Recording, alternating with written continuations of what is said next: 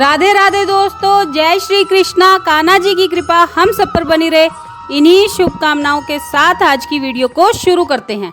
दोस्तों, आप सबका हमारे YouTube चैनल भक्ति में आस्था पर हार्दिक स्वागत है। आज की इस वीडियो में हम आपको श्री शिव महापुराण की रुद्र संहिता के पार्वती खंड का 20वां, 21वां और 22वां अध्याय पढ़कर सुनाएंगे। आप सबसे रिक्वेस्ट है कि वीडियो को पूरा और ध्यान से सुनिएगा। चलिए वीडियो को शुरू करते हैं। पार्वती की बात सुनकर जटाधारी ब्राह्मण का शिव की निंदा करते हुए पार्वती को उनकी ओर से मन को हटा लेने का आदेश देना। पार्वती बोली, जटाधारी विप्रवर, मेरा सारा वृतांत सुनिए। मेरी सखी ने जो कुछ कहा है वह ज्यों का त्यों सत्य है, उसमें असत्य कुछ भी नहीं है। मैं मन, वाणी और क्रिया के द्वारा सत्य ही कहती हूँ, असत्य नहीं। मैंने साक्षात पति भाव से भगवान शंकर का ही वर्ण किया है। यद्यपि जानती हूँ वह दुर्लभ वस्तु भला मुझे कैसे प्राप्त हो सकती है, तथापि मन की उत्कंठा से विवश हो मैं तपस्या कर रही हूँ। ब्राह्मण से ऐसी बात कहकर पार्वती देवी उस समय चुप ही रही। तब उनकी वह बात सुनकर ब्राह्मण ने कहा, ब्राह्मण बोले, इस समय तक मेरे मन में यह जानने की प्रबल इच्छा थी कि ये देवी किस दुर्लभ वस्तु को चाहती हैं, जिसके लिए ऐसा महान तप कर रही हैं। किंतु देवी, तुम्हारे मुखारविंद से सब कुछ सुनकर उस अभिष्ट वस्तु को जान लेने के बाद अब मैं यहाँ से जा रहा हूँ। तुम्हारी जैसी इच्छा हो वैसा करो। यदि तुम मुझसे न कहती तो मित्रता निष्फल होती। अब जैसा तुम्हारा कार्य है वैसा ही उसका परिणाम होगा। जब तुम्हें इसी में सुख है तब मुझे कुछ नहीं कहना है। वहाँ ऐसी बात कहकर ब्राह्मण ने ज्यों ही जाने का विचार किया, त्यों ही पार्वती देवी ने प्रणाम करके उनसे इस प्रकार कहा। पार्वती बोली, विप्रवर, आप क्यों जाएंगे? ठहरिए और मेरे हित की बात बताइए। पार्वती के ऐसा कहने पर दंडधारी ब्राह्मण देवता रुक गए और इस प्रकार बोले, देवी, यदि मेरी बात सुनने का मन है और मुझे भक्ति भाव से ठहरा रही हो तो मैं वह सब तत्व बता रहा हूँ, जिससे तुम्हें हित अहित का ज्ञान हो जाएगा। महादेव जी के प्रति मेरे मन में गौरव बुद्धि है, अतः मैं उनको सब प्रकार से जानता हूँ, तो भी यथार्थ बात कहता हूँ।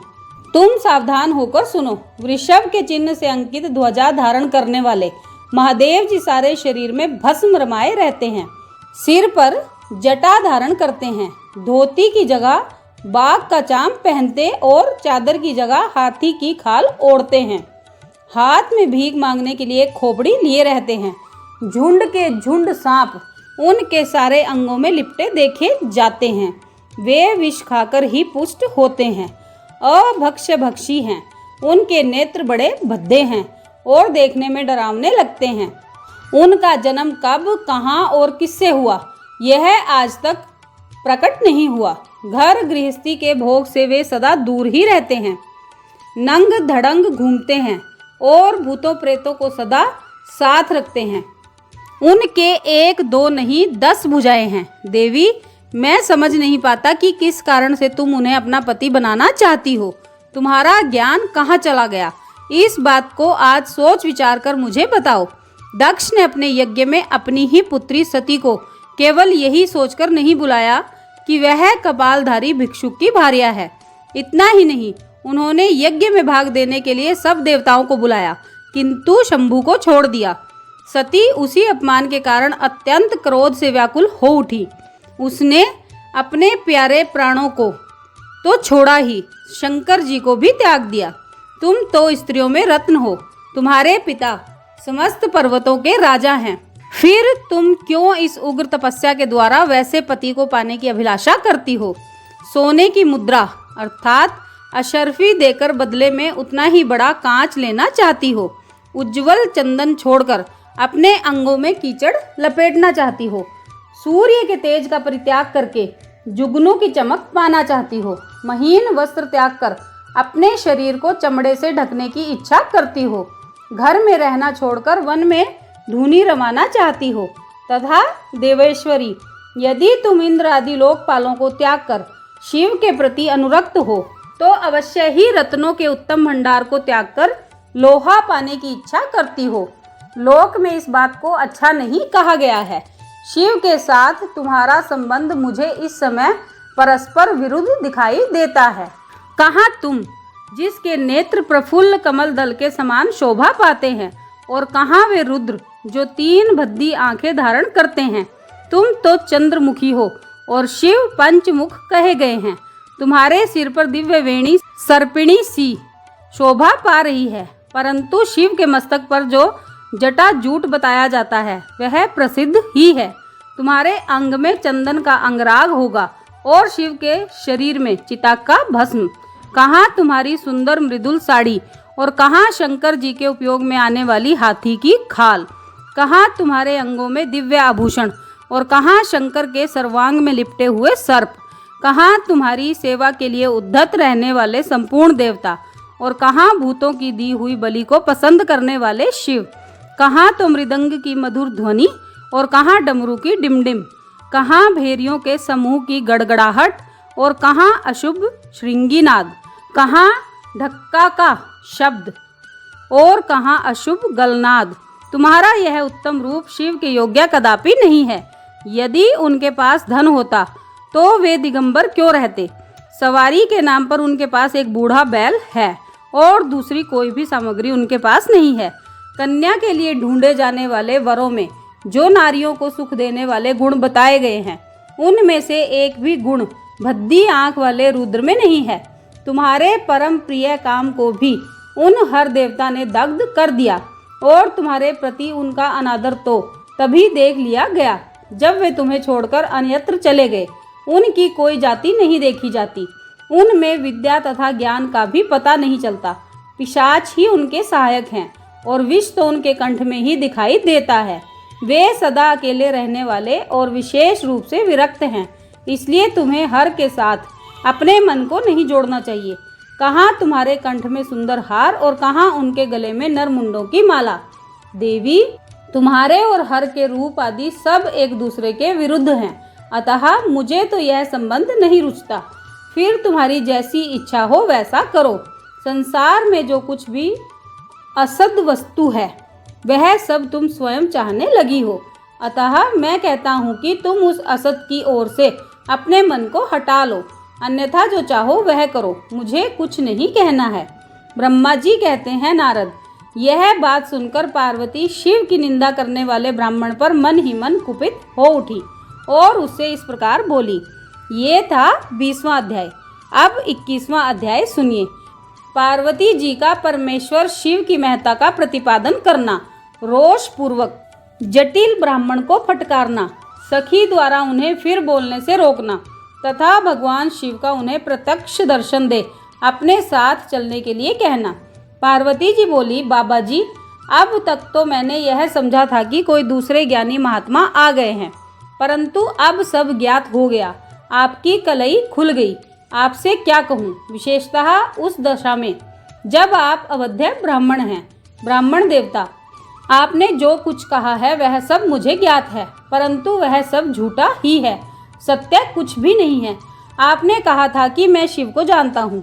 यदि आपकी यह बात ठीक होती तो आप ऐसी युक्ति एवं बुद्धि के विरुद्ध बात नहीं बोलते।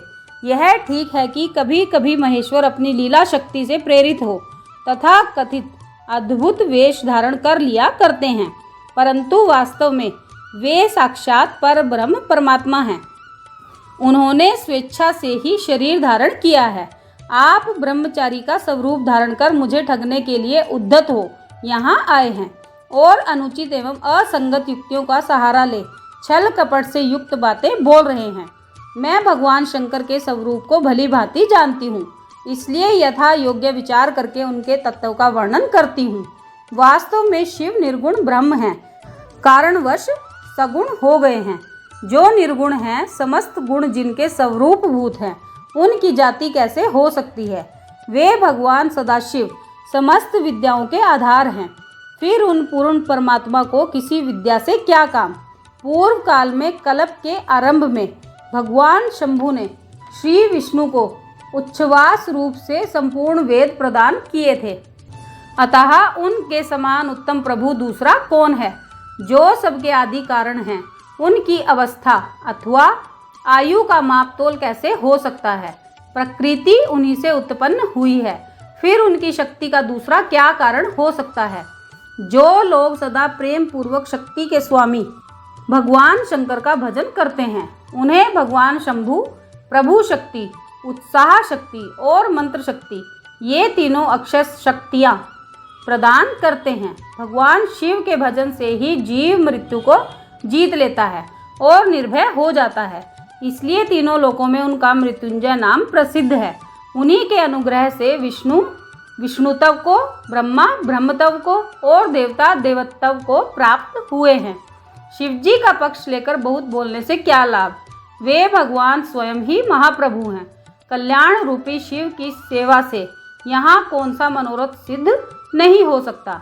उन महादेव जी के पास किस बात की कमी है जो वे भगवान सदाशिव स्वयं मुझे पाने की इच्छा करेंगे? यदि शंकर की सेवा न करे तो मनुष्य 7 जन्मों तक दरिद्र होता है और उन्हीं की सेवा से सेवक को लोक में कभी नष्ट न होने वाली लक्ष्मी प्राप्त होती है। जिनके सामने 8 सिद्धियां नित्य आकर सिर नीचा किए इस इच्छा से नृत्य करती हैं कि वे भगवान हम पर संतुष्ट हो जाएं, उनके लिए कोई भी हितकर वस्तु दुर्लभ कैसे हो सकती है? यद्यपि यहाँ मांगलिक कही जाने वाली वस्तुएं शंकर का सेवन नहीं करती, तथापि उनके स्मरण मात्र से ही सबका मंगल होता है। जिनकी पूजा के प्रभाव से उपासक की संपूर्ण कामनाएं सिद्ध हो जाती हैं। सदा निर्विकार रहने वाले उन परमात्मा शिव में विकार कहाँ से आ सकता है? जिस पुरुष के मुख में निरंतर शिव यह मंगलमय नाम निवास करता है, उसके दर्शन मात्र से ही अन्य सब सदा ही पवित्र हो जाते हैं। जैसा कि आपने कहा है, वे चिता का भस्म लगाते हैं, परंतु यदि उनका लगाया हुआ भस्म अपवित्र होता तो उनके शरीर से झड़कर गिरे हुए उस भस्म को देवता लोग सदा अपने सिर पर कैसे धारण करते? अतः शिव के अंगों के स्पर्श से अपवित्र वस्तु भी पवित्र हो जाती है। जो महादेव सगुण होकर तीनों लोकों के कर्ता, भर्ता और हर्ता होते हैं तथा निर्गुण रूप में शिव कहलाते हैं, वे बुद्धि के द्वारा पूर्ण रूप से कैसे जाने जा सकते हैं? पर ब्रह्म परमात्मा शिव का जो निर्गुण रूप है, उसे आप जैसे बहिर्मुख लोग कैसे जान सकते हैं? जो दुराचारी और पापी हैं, वे देवताओं से बहिष्कृत हो जाते हैं। ऐसे लोग निर्गुण शिव के तत्व को नहीं जानते। जो पुरुष तत्व को न जानने के कारण यहाँ शिव की निंदा करता है, उसके जन्म भर का सारा संचित पुण्य भस्म हो जाता है। आपने जो यहाँ अमित तेजस्वी महादेव जी की निंदा की है और मैंने जो आपकी पूजा की है, उससे मुझे पाप की भागिनी होना पड़ा है। शिव द्रोही को देखकर वस्त्र सहित स्नान करना चाहिए। शिव द्रोही का दर्शन हो जाने पर प्रायश्चित करना चाहिए। इतना कहकर पार्वती जी उस ब्राह्मण पर अधिक रुष्ट होकर बोली, अरे रे दुष्ट, तूने कहा था कि मैं शंकर को जानता हूँ, परंतु निश्चय ही तूने उन सनातन शिव को नहीं जाना है। भगवान रुद्र को तू जैसा कहता है वे वैसे ही क्यों न हों, उनके जैसे भी बहुसंख्यक रूप क्यों न हों। सत्पुरुषों के प्रियतम नित्य निर्विकार वे भगवान शिव ही मेरे अभीष्टतम देव हैं। ब्रह्मा और विष्णु भी कभी उन महात्मा हर के समान नहीं हो सकते, फिर दूसरे देवताओं की तो बात ही क्या है, क्योंकि वे सदैव काल के अधीन हैं। इस प्रकार अपनी शुद्ध बुद्धि से तत्वतः विचार कर मैं शिव के लिए वन में आकर बड़ी भारी तपस्या कर रही हूँ। वे भक्त वत्सल सर्वेश्वर शिव ही हम सबके परमेश्वर हैं। दीनों पर अनुग्रह करने वाले उन महादेव को ही प्राप्त करने की मेरी इच्छा है। ब्रह्मा जी कहते हैं, नारद, ऐसा कहकर गिरिराज नंदिनी गिरिजा चुप हो गई और निर्विकार चित्त से भगवान शिव का ध्यान करने लगी। देवी की बात सुनकर वह ब्रह्मचारी ब्राह्मण ज्यों ही कुछ फिर कहने के लिए उद्यत हुआ, त्यों ही शिव में आसक्त चित्त होने के कारण उनकी निंदा सुनने से विमुख हुई पार्वती अपनी सखी विजया से शीघ्र बोली। पार्वती ने कहा, सखी, इस अधम ब्राह्मण को यत्न पूर्वक रोको, यह फिर कुछ कहना चाहता है। यह केवल शिव की निंदा ही करेगा। जो शिव की निंदा करता है केवल उसी को पाप नहीं लगता, जो उस निंदा को सुनता है वह भी यहाँ पाप का भागी होता है। भगवान शिव के उपासकों को चाहिए कि वे शिव की निंदा करने वालों का सर्वथा वध कर दें। यदि वह ब्राह्मण हो तो उसे अवश्य ही त्याग दें और स्वयं उस निंदा के स्थान से शीघ्र दूर चले जाएं। यह दुष्ट ब्राह्मण फिर शिव की निंदा करेगा। ब्राह्मण होने के कारण यह वध्य तो है नहीं, अतः त्याग देने के योग्य है। किसी तरह भी इसका मुंह नहीं देखना चाहिए। इस स्थान को छोड़कर हम लोग आज ही किसी दूसरे स्थान में शीघ्र चलें, जिससे फिर इस अज्ञानी के साथ बात करने का अवसर ना मिले। ब्रह्मा जी कहते हैं, नारद, ऐसा कहकर उमा ने ज्यों ही अन्यत्र जाने के लिए पैर उठाया, त्यों ही भगवान शिव ने अपने साक्षात स्वरूप से प्रकट हो प्रिया पार्वती का हाथ पकड़ लिया। शिवा जैसे स्वरूप का ध्यान करती थी, वैसा ही सुंदर रूप धारण करके शिव ने उन्हें दर्शन दिया। पार्वती ने लज्जावश अपना मुंह नीचे की ओर कर लिया। तब भगवान शिव उनसे बोले, प्रिय, मुझे छोड़कर कहाँ जाओगी? अब मैं फिर कभी तुम्हारा त्याग नहीं करूँगा।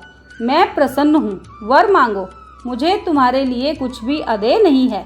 देवी, आज से मैं तपस्या के मोल खरीदा हुआ तुम्हारा दास हूँ। तुम्हारे सौंदर्य ने भी मुझे मोह लिया है। अब तुम्हारे बिना मुझे एक क्षण भी युग के समान जान पड़ता है। लज्जा छोड़ो, तुम तो मेरी सनातन पत्नी हो, गिरिराज नंदिनी, महेश्वरी। मैंने जो कुछ कहा है उस पर श्रेष्ठ बुद्धि से विचार करो। सुस्थिर चित्त वाली पार्वती, मैंने नाना प्रकार से तुम्हारी बारंबार परीक्षा ली है। लोक लीला का अनुसरण करने वाले मुझ सवजन के अपराध को क्षमा कर दो। शिवे, तीनों लोकों में तुम्हारी जैसी अनुरागिणी मुझे दूसरी कोई नहीं दिखाई देती। मैं सर्वथा तुम्हारे अधीन हूँ, तुम्हारी इच्छा पूर्ण हो। प्रिय, मेरे पास आओ, तुम मेरी पत्नी हो और मैं तुम्हारा वर हूँ। तुम्हारे साथ मैं शीघ्र ही अपने निवास स्थान उत्तम पर्वत कैलाश को चलूँगा। ब्रह्मा जी कहते हैं, देवाधिदेव महादेव के ऐसा कहने पर पार्वती देवी आनंद मग्न हो उठी। उनका तपस्या जनित पहले का सारा कष्ट मिट गया। मुनि श्रेष्ठ, सती साध्वी पार्वती की सारी थकावट दूर हो गई, क्योंकि परिश्रम फल प्राप्त हो जाने पर प्राणी का पहले वाला सारा श्रम नष्ट हो जाता है। ये था 21वां अध्याय। अब 22वां अध्याय सुनिए। शिव और पार्वती की बातचीत। शिव का पार्वती के अनुरोध को स्वीकार करना।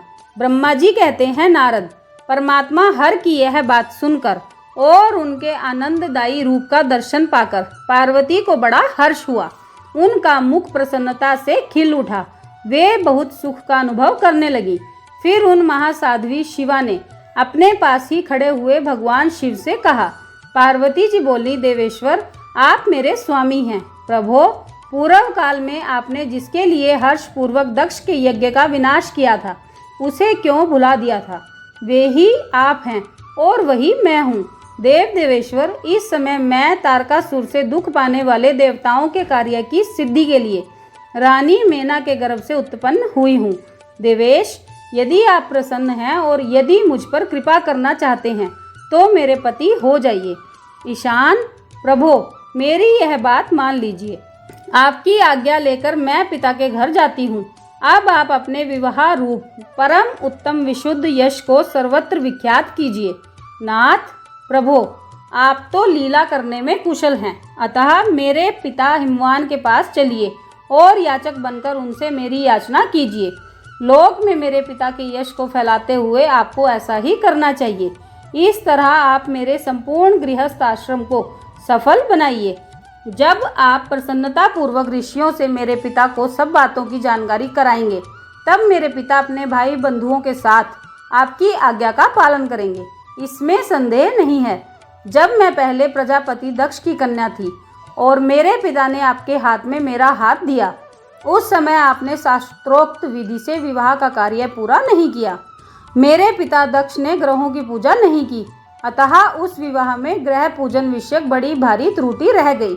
इसलिए प्रभो, हे महादेव, अब की बार देवताओं के कार्य की सिद्धि के लिए आप शास्त्रोक्त विधि से विवाह कार्य का संपादन करें। विवाह की जैसी रीति है उसका पालन आपको अवश्य करना चाहिए।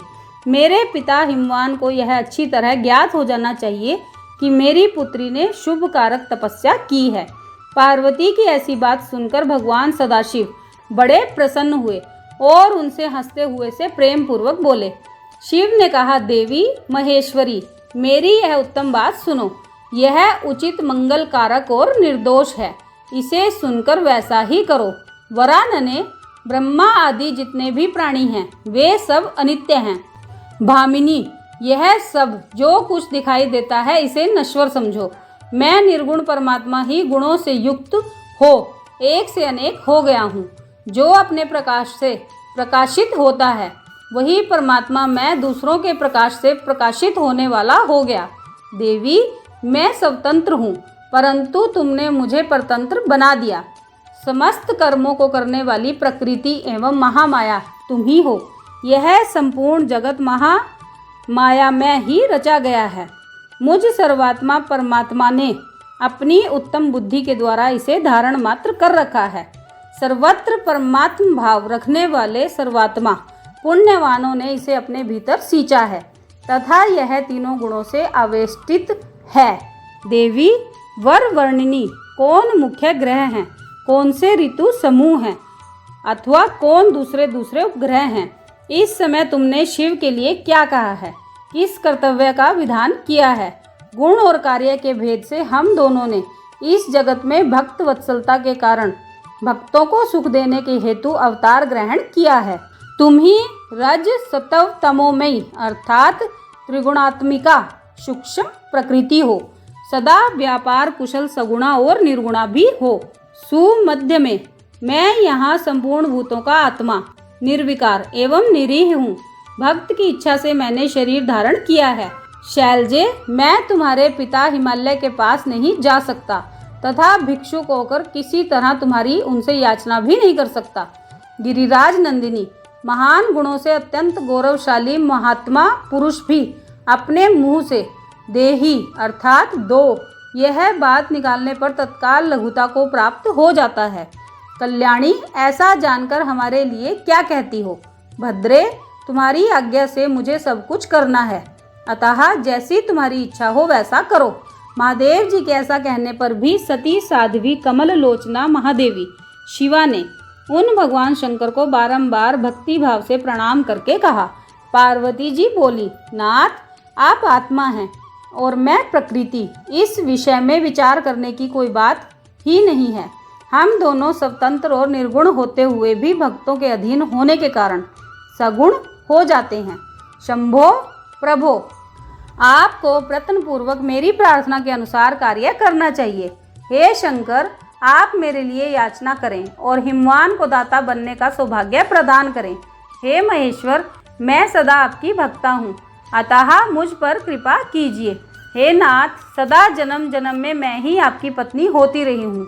आप पर ब्रह्म परमात्मा हैं, निर्गुण हैं, प्रकृति से परे हैं, निर्विकार निरीह तथा स्वतंत्र परमेश्वर हैं। तथापि भक्तों के उद्धार में संलग्न होकर यहाँ सगुण भी हो जाते हैं। स्वात्मा राम होकर भी लीला विहारी बन जाते हैं क्योंकि आप नाना प्रकार की लीलाएं करने में कुशल हैं। महादेव, महेश्वर, मैं सब प्रकार से आपको जानती हूँ। सर्वज्ञ, अब बहुत कहने से क्या लाभ, मुझ पर दया कीजिए। हे नाथ, महान अद्भुत लीला करके लोक में अपने सुयश का विस्तार कीजिए जिसे गा गाकर लोग अनायास ही भव सागर से पार हो जाएं। ब्रह्मा जी कहते हैं, नारद, ऐसा कहकर गिरिजा ने महेश्वर को बारंबार प्रणाम किया और मस्तक झुकाकर हाथ जोड़वे चुप हो गई। उनके ऐसा कहने पर महात्मा महेश्वर ने लोक लीला का अनुसरण करने के लिए वैसा करना स्वीकार कर लिया। पार्वती ने जो कुछ कहा था उसी को प्रसन्नता पूर्वक करने के लिए उद्धत होकर वे हंसने लगे। तदंतर हर्ष से भरे हुए शंभु अंतर्धान हो कैलाश को चले गए। उस समय काली के विरह से उनका चित्त उन्हीं की ओर खिंच गया था। कैलाश पर जाकर परम आनंद में निमग्न हुए महेश्वर ने अपने नंदी आदि गणों से वह सारा वृतांत कह सुनाया। वे भैरव आदि सभी गण भी वह सब समाचार सुनकर अत्यंत सुखी हो गए और महान उत्सव करने लगे। नारद, उस समय वहाँ महान मंगल होने लगा, सबके दुख नष्ट हो गए तथा रुद्रदेव को भी पूर्ण आनंद प्राप्त हुआ। ये था 22वां अध्याय। तो दोस्तों, ये था श्री शिव महापुराण की रुद्र संहिता के पार्वती खंड का 20वां, 21वां और 22वां अध्याय जो हमने आपको पढ़कर सुनाया। आप सबने वीडियो को ध्यान से सुना, इसके लिए आपका धन्यवाद। आज की वीडियो में बस इतना ही। कल फिर मिलते हैं एक और नई वीडियो के साथ।